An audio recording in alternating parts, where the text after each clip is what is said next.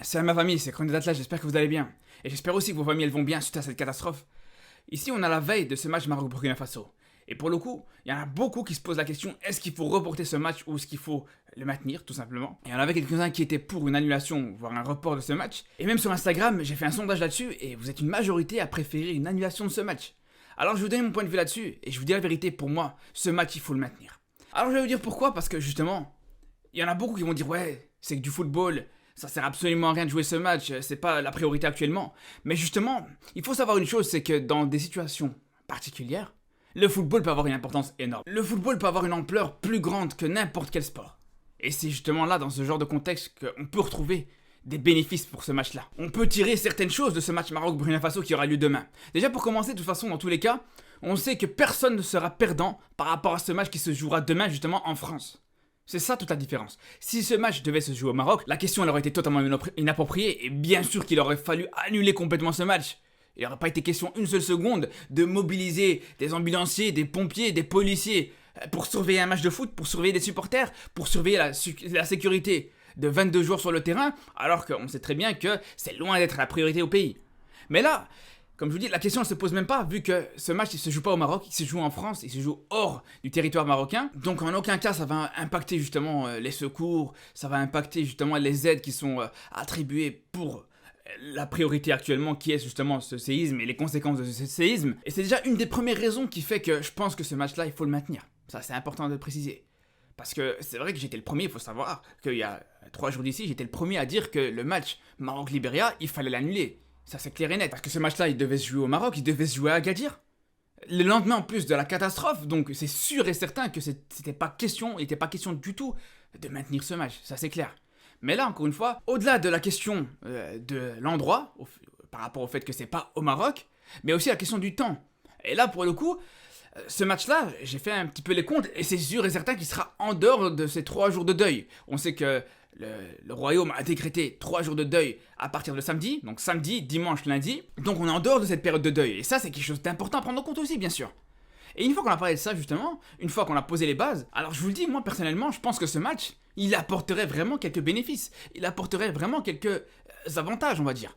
Tout simplement, déjà pour commencer, on sait que ce match, il a apporté énormément de recettes en termes de billets vendus. Et justement, je suis très bien placé pour le savoir, parce que non seulement j'ai eu du mal à trouver des places, donc ça veut dire que quasiment toutes les places ont été vendues. La rencontre, elle va sûrement se jouer à guichet fermé, ce qui est énorme pour un match amical, en plus de ça, qui se joue hors de ton pays.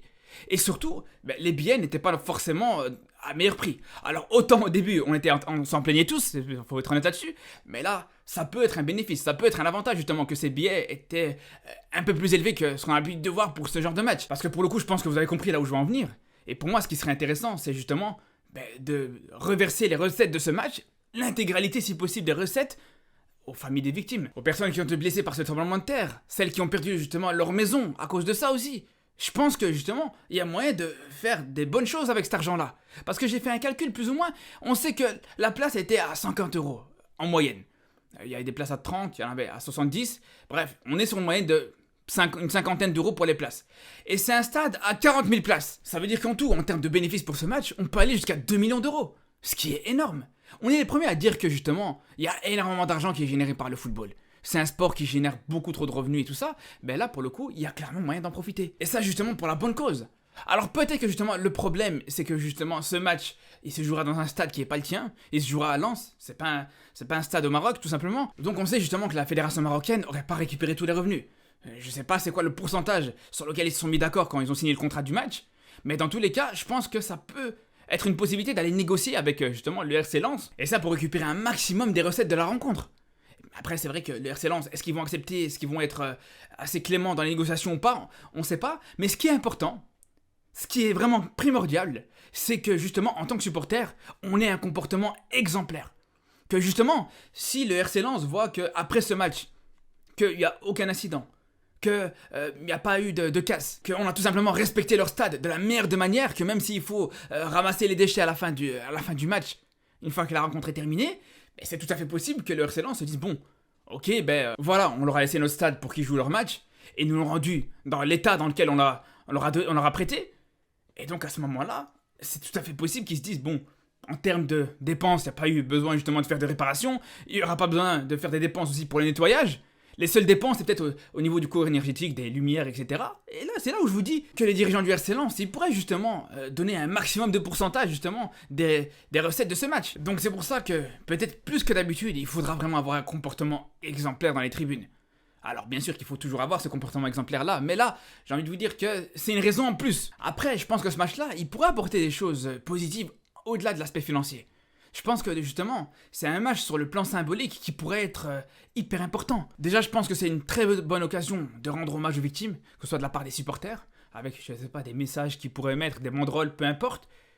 Et aussi sur le terrain, de la part des joueurs, qui pourraient, en cas de victoire par exemple, ou en cas de but, ben voilà, adresser un message à ces victimes-là.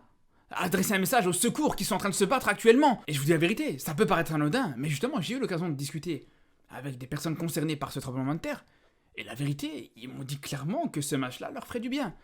Donc, au bout d'un moment, quand on entend ça, quand on entend que les principaux concernés sont tout à fait à même à voir ce match et à ce que ce match soit maintenu, je vois pas pourquoi on annulerait en fait, tout simplement. À partir du moment où il va se jouer dans le respect, à partir du moment où justement il servira à rendre hommage, il servira à financer les dégâts et tout ça, pour moi je vous le dis, ça peut être que positif de jouer ce match. Après c'est mon avis, peut-être qu'il y en a qui sont pas d'accord, peut-être qu'il y en a qui trouveraient que c'est un peu malsain, ou peut-être que pour vous c'est juste indécent tout simplement. Et c'est pour ça qu'à ce moment-là, je suis prêt à écouter votre point de vue là-dessus. Je suis tout à fait ouvert à la discussion. En tout cas voilà, moi c'est mon point de vue comme vous savez. Après, ce match dans tous les cas il va se maintenir. On sait que les joueurs là ils sont en train de se préparer pour cette rencontre et tout ça, donc ça changera absolument rien. Et moi je pense comme je vous dis que c'est une bonne chose tout simplement. En tout cas, on se retrouve malgré tout pour le débrief du match le lendemain de cette rencontre. J'essaierai d'être en live sur Twitch pendant le match où je serai au stade. Donc je vous dis à très très vite et surtout d'ici là, prenez soin de vous.